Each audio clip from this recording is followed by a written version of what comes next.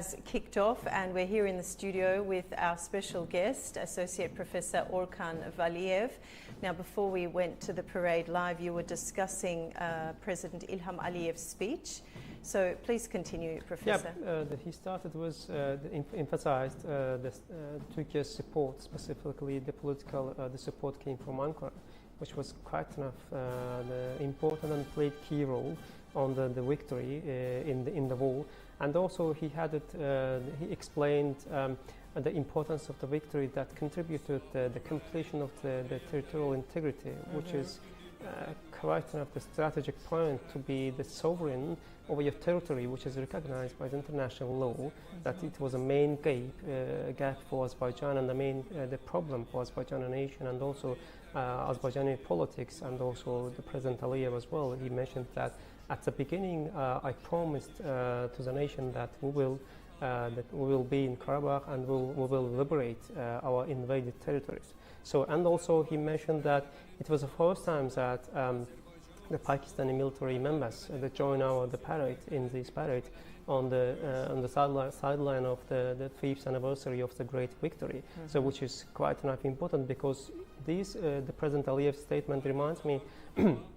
President Erdogan's the opening statement at the TRT World Forum in this year. He mentioned that the nation states they won't be able to limit themselves within their territory because of the new challenge, new threats. So regional cooperation will be inevitable. So we can think that the Pakistani and the Turkish leadership presence, attendance in this parade as a regional cooperation, as you know. The President Aliyev invited them the meeting, strategic the meeting in Karabakh recently, so which is quite enough important. That's why the President Aliyev emphasized that it was the first time that the Pakistani military forces joined us, and after that followed the Pakistani Prime Minister continued his statement at the same. The feeling, they shared the same feeling. So, and also him emphasized that yes, during the former conflict, the Azerbaijani the civilians they witnessed the genocide in Khojaly and many other the things which were against international law, and also. It was just the brief but important historical view of the former conflict that what Azerbaijan achieved through the victory that will contribute the establishment of the last peace in the region that President Erdogan emphasized in his speech, which is quite enough important for the entire region and the future of the region. Okay, and let's talk about Shusha, Professor. Why did its liberation carry such deep emotional and strategic weight for Azerbaijan? The Karabakh had the 3 strategic points. The first Shusha, then Lachen, and then Khankendi. So Shusha must be the first one because just simply from the ordinary Azerbaijani's perspective, the Shusha is considered as the cultural capital of Azerbaijan. So the President Aliyev knew that the victory would be considered as incomplete without Shusha. So that's why the taking back Shusha and the liberation of Shusha promoted, the facilitated and contributed to the liberation of other parts of the Karabakh, invaded parts of Azerbaijan, including Lachen corridor, which is quite a strategic point. Azerbaijan followed the pragmatic, rational strategy, and also then the liberation of Khankendi and surrounded the regions, including Khojaly. So within just less than 20 hours, the anti-terror operation in 2023. And so this 44-day operation was held as a model of modern warfare. What made it so decisive, and how did it redefine the balance of power in the South Caucasus, would you say? You know, the 44 days patriotic war, it was just part of the classic modern warfare, and also represented the contemporary the warfare in terms of Baykar, for example. So it was I think it was the last, how to say this, the warfare within the modern perspective and also contemporary the perspective, I mean the warfare principles within the same war, because Azerbaijan used the Baykars, the warfare, the equipments during the Second Karabakh War that contributed, had a huge and key, that contributed to the victory. So that's why it was just the new types of the warfare in terms of the military history that in the future maybe the experts and scholars will examine it. Okay. And for Azerbaijan, the war's outcome restored territorial integrity, and for Armenia it was a national trauma.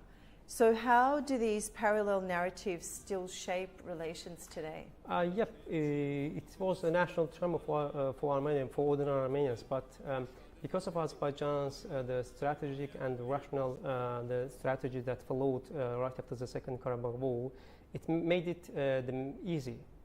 For example, the foreign minister of Azerbaijan released the 5 principles that guided all negotiations, including the Abu Dhabi meetings and including the Washington Declaration that they signed in Washington in this August. So Azerbaijan, the foreign minister on behalf of the government, on behalf of the president, they released and proposed that just the rational and the pragmatic points that both sides must recognize their territorial integrity, must respect their territorial integrity, and should open the cooperation, economic cooperation, and so on, cultural. So I think that from that perspective, they made it easier in terms of Armenia, and also in terms of the Armenians, the political the leadership or the governments, they tried to follow the steps of Azerbaijan.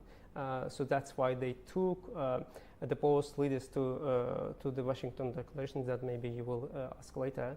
So which is quite important. But I think when I was in Turkey, the comeback on my way to Baku right after the TRT World Forum, I saw just announce of the flight from Istanbul to Yerevan. So I think this is what that Azerbaijan and Turkey did for Armenia. Just open the door, and that you can cooperate, you can integrate to Azerbaijan's and Turkey's economy that will be decisive for the future of your nation, Armenian nation, which is blockade. So I think just the trauma for Armenian nation was the economic, the blockade because of the invasion. So I think they have been solved this the first phase, first step, and now we are on the way a new one. So that because the Washington Declaration, Washington meeting was quite positive. That we saw the Prime Minister, the Pashinyan, in an interview with the American TV, that he gave the positive remarks that we will need just implementation. Okay, I certainly want to come back to that. Course, yeah. But staying on the legacy of the 44-day war, what lessons did both militaries and political leaders draw from the conflict? I mean, we can talk about tactically, diplomatically, and psychologically. Yeah, the President Aliyev repeatedly mentioned the importance of the military. The construction of the strong, the military in terms of, of course, the equipment as well. For example, recently in an interview with the foreign, the TV, he mentioned that, for example, there's no the peace or stability at the end of the tunnel for the coming years. That's why having the strong military forces and reconstruction of your countries, the military forces will be quite important. That he mentioned right after the Second Karabakh War, the victory, that the Azerbaijan is going to reconstruct and modify his military forces within the case of Turkish military forces, for example.